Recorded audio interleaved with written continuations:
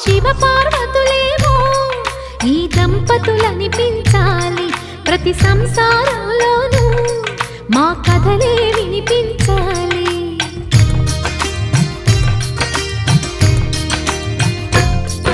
ఆ సిరిని శ్రీహరిని మా జతలో చూపించాలి.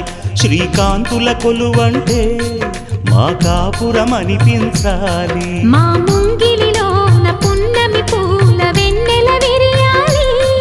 మా చక్కని జంట చుక్కల తోట పరిపాలించాలి. కలలో ఇలలో ఏ కన్నెకి ఇలాంటి పతి రాడనిపించే వరుణ్ణే వరముగా ఇవ్వండి.